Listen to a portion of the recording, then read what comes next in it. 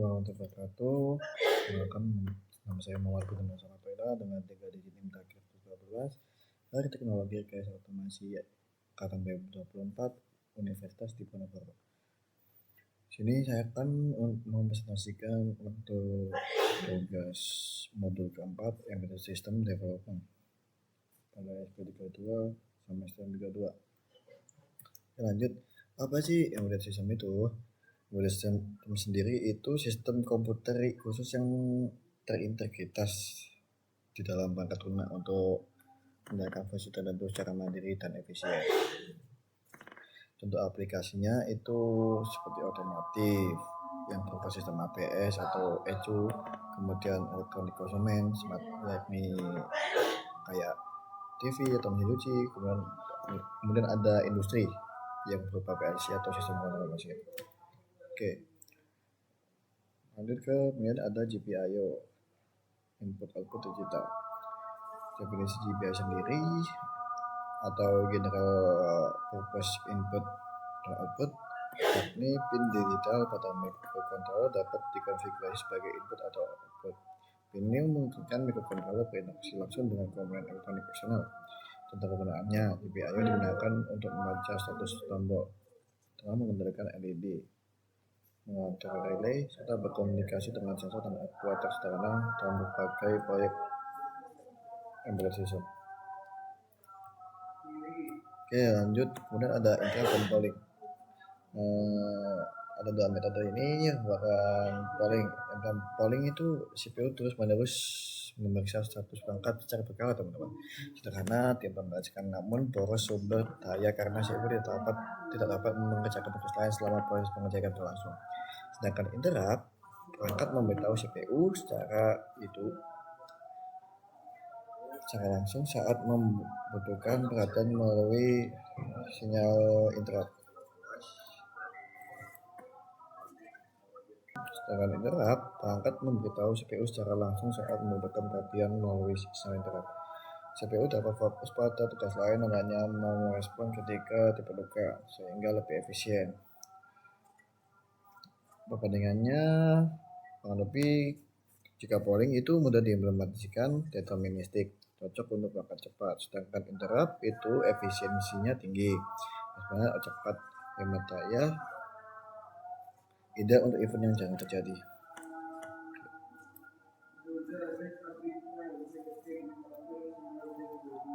Kemudian ada komunikasi serial atau UART.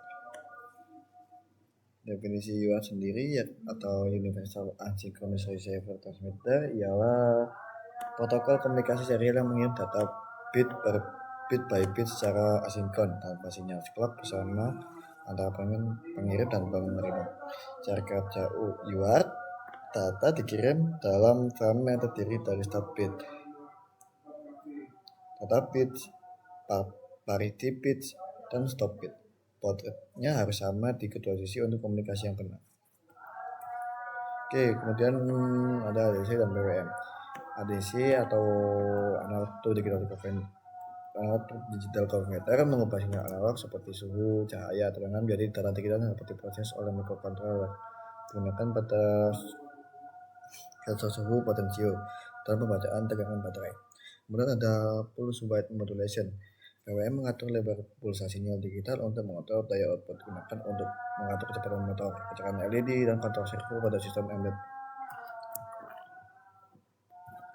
Kemudian ada I2C dan SPI. Perbandingan untuk yang pertama ada pada I2C. I2C sendiri memiliki 2 kabel lambat dan voltage lag.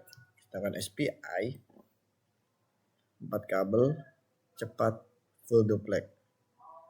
I2C itu pakai alamat perangkat, SPI pakai chip select atau CS. SPI lebih cepat, I2C lebih hemat pin.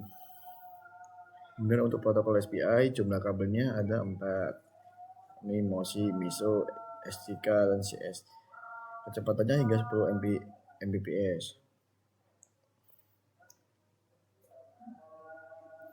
Dengan untuk perbandingan vektor jumlah kabel LWSDA, kecepatannya 100 kbps sampai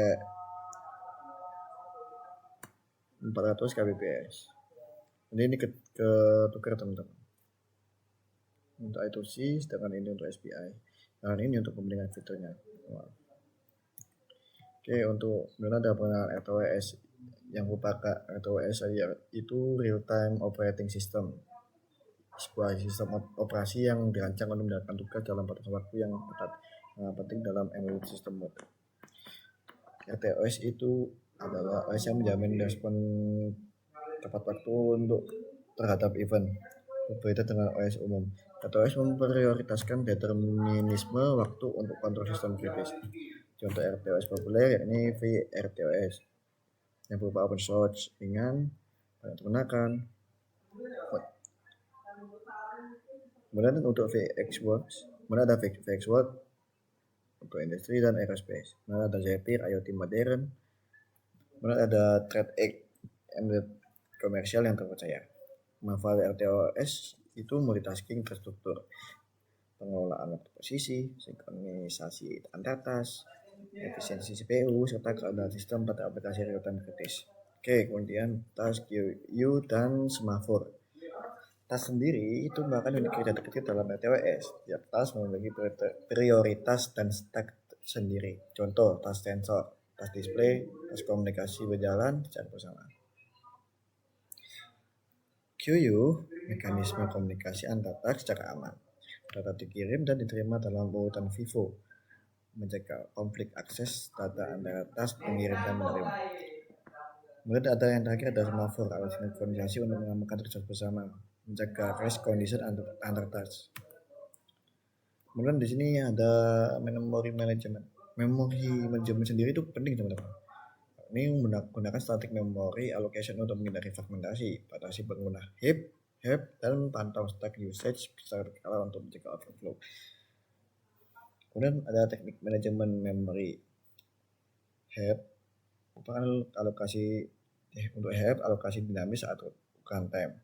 Untuk stack, data lokal, fungsi, dan rekursi. Kemudian static memory, variabel global yang dialokasikan saat kompilasi. Kemudian ada networking pada embedded system. Embedded system modern membutuhkan konektivitas jaringan untuk mendukung aplikasi IoT sistem terdistribusi. Berikut adalah jenis konektivitas protokol dan contoh penerapannya. Jenis konektivitasnya ini yang pertama ada contoh Ethernet, terus Wi-Fi, Bluetooth, Zigbee, dan LoRa. Kemudian untuk protokol komunikasinya ada TCP/IP, MQTT, HTTP atau REST, dan CORD.